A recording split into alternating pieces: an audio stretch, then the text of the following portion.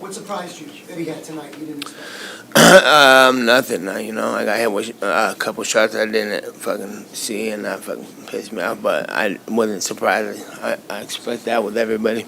You asked for a 10-round fight. Were you thinking of employing kind of a rope-a-dope strategy later in the fight? You'd be able to come on and you got tired? No, just like I said, I'm not full of shit at all. I was like, if you could fight 10 rounds or 3, what would you rather do? You had some success. What would you rather do, 3 or 10 rounds? I would rather do no rounds. Yeah, I mean, anybody though, right? Like, fuck, I'd rather have 3 rounds. I'm tired just thinking about it, but no matter how, I've always felt like that. No matter how many rounds my fight goes, if it didn't go my way, I know if it would have gone longer, I could have won. So I'm like, I want 10 rounds. And they're like, you got 10 rounds. Fuck, what did I do? You had some success. You had some success in these rounds. Some of these rounds were close. Do you feel like if you hadn't taken pauses, kind of clowned a little bit, that maybe some of these rounds you could have won, the fight would have been closer and gone your way? Yeah, woulda, coulda, shoulda. Nate, did anything he do in that ring in terms of his power or when he caught you with that shot that dropped, did it surprise you? Yeah, I didn't see that one. I felt that motherfucker. I hop up and recover a little bit, and yeah, no. I know what I was coming for a fight with a big, strong, motivated, pumped up guy to take over the world, and nothing surprises me in this shit. Were you ever worried that he could continue that on and you were going to drop again, or you were like, nah, I got this, and you felt No, he comfortable better. after? I just was like, he better. Did So I you feel like you expected. hurt him tonight at any point? I think I hit him with some good stuff, but and some good combos and some good shit. But I think I could have done better, and I think, like I said, woulda, coulda, shoulda. Hey Nate, what did you think of the crowd? They were cheering your name throughout the whole fight. Did you hear them in there? Yeah, I heard it get loud in and out, and yeah, you tell me. I gotta rewatch the fight. Nate, this I is think a it very was- successful event for Real Fight. What's next for Real Fight? Fast pace here. Everybody's very excited. Yeah, what was that? What was the It was a question? pretty successful event. I heard the gate was the second highest in American Airlines history. What's next for Real Fight? Real Fight. Yeah, we're gonna do a show. We have plans to do some stuff, and right now we're gonna go home. We're gonna talk about it, and we're gonna figure out whether we want to do MMA or boxing, and then we'll see what they want to do. They said they want to do the PFL thing, and I think that we'll if we want to do that, we're gonna have to co-promote and do Real Fight versus PFL, and I'm with that. My goal is to get rematch, and any art. What were you thinking when you got Jake in the guillotine? Oh, done deal. That was already that fight. In a real fight, this fight's over, and we're sitting up here with the win. But we were participating in a boxing match, and it was a good time. And now I know, because I was curious too. I was like, I'm gonna get in a boxing ring, and I know what I think, and I've trained my whole career boxing with pro boxers on the highest level, as high as I could get, and done really well. And I've never fought in a pro fight, so I think I'll whip all these motherfuckers' ass. But that's just what I think. Let's go in there and get a feel for it. It felt just like what I'd imagined. And what was the question? Yeah, I'll fuck up everybody. What's handing? In the cage, is that a little preview? Oh, the guillotine? Yeah, that was too easy. Yeah, it's too easy. And the takedown was too easy, too. I just fucking ducked a punch in his whole leg with in my chest. I'd be trying to take people down in MMA. They smash my hand and fuck me up, and I get tired and all kinds of shit. I'd be like, this is easy to fight boxer in a real fight. Mike? That was rude.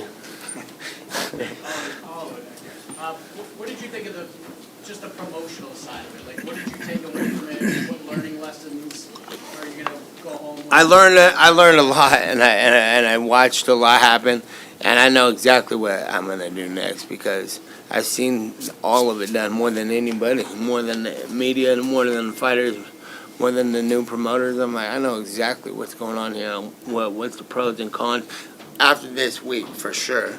And they give their criticism on what I do in the media. Bro, we're trying to. It's all good. I'm just kidding. I think it was a good experience, just like training with somebody to learn how to defend a choke or something because you got fucked up. So it's like, oh, we fucked up here and there and there, and they had that criticism on how I'm doing my promoting on my side. But every UFC or any big show that I fought in, that turned out to be the biggest shows, it was because I was doing what the fuck I do, and whatever the fuck I do, usually we end up being the highest gates and numbers and all kinds of shit. So I learned that I know what I'm talking about. Cocky ass motherfucker. Wait, hold on. Wait, would you ever consider continuing doing boxing? Is there anyone else that you would consider sharing the ring with again? 100%, yeah. That's my that's what I was saying about the experience too that I just learned from fighting out there. I didn't know if these were fucking little ass, the size of MMA gloves and everything. I didn't even get cut tonight. I get cut in every MMA fight I fight. And I can box for another. I don't want to go get my, you get brain rattled by some good people, but But is there like a name, anyone you would? I have nobody now, but I'm sure I'm gonna go home and hear criticism and see people fights and see. I'm gonna see all kinds of shit. So next week, get back to me. I'm sure I'm gonna have a list full of motherfuckers' asses to whip. Straight ahead in the plat. Right over here, Nate. Right? Nate here in the back, Marcos Villegas, Fighter TV.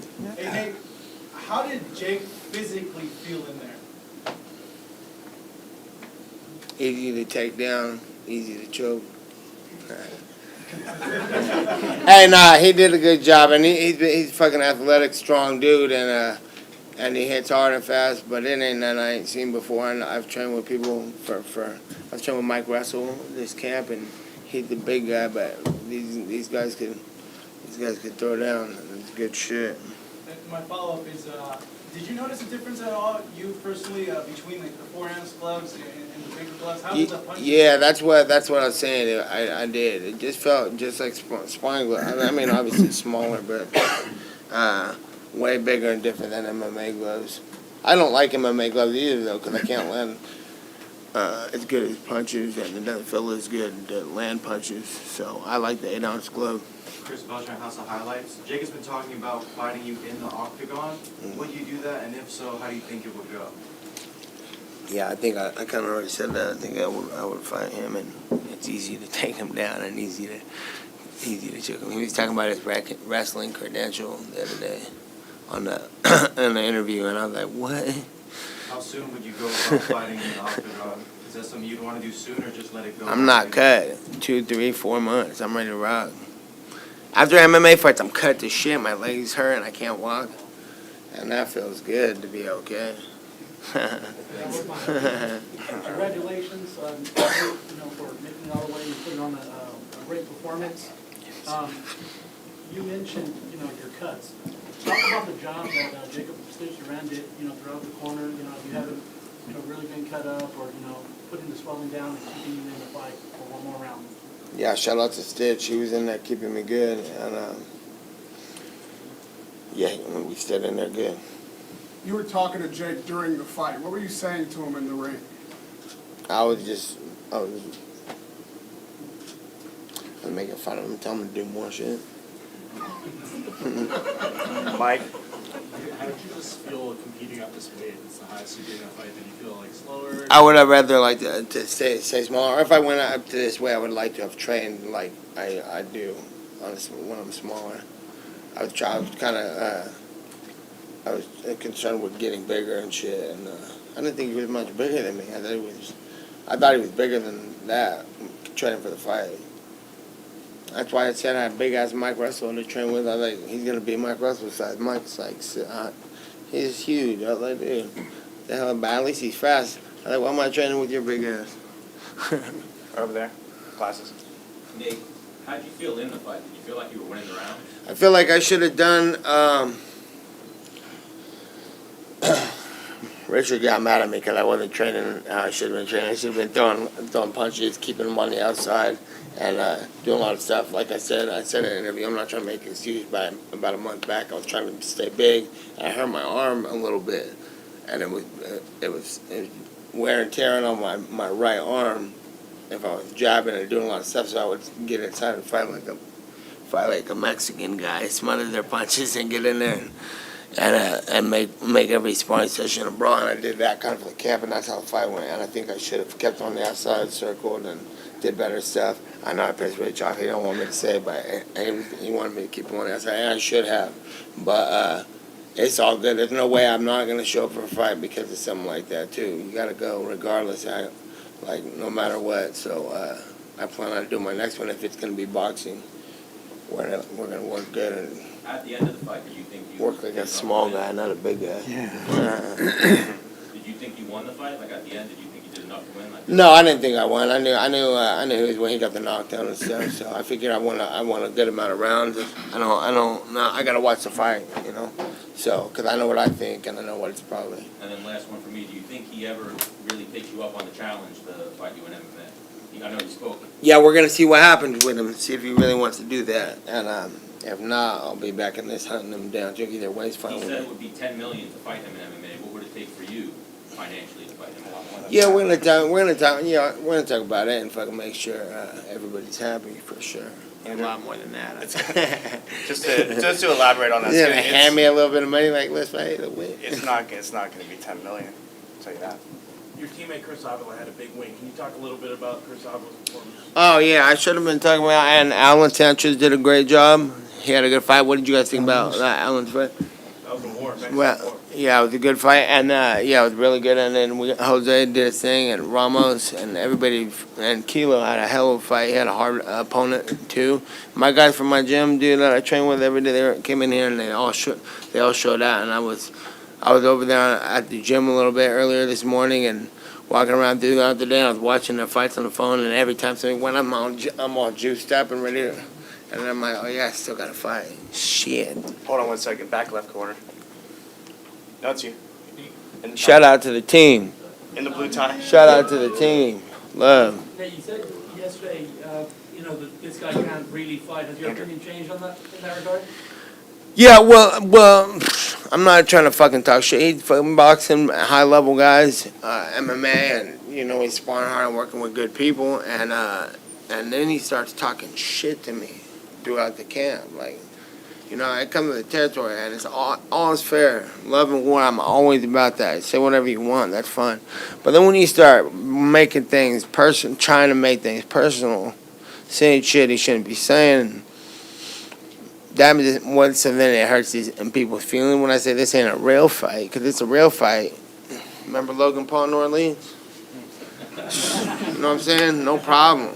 This is not a real fight to be talking to me like that. This is a boxing competition. So that's what I meant by he can't really fight, So it's not overly disrespectful when, you know what I'm saying? Is there a pro Can't boxer? really fight. Don't be talking shit. On the street, what did you think? What'd he say?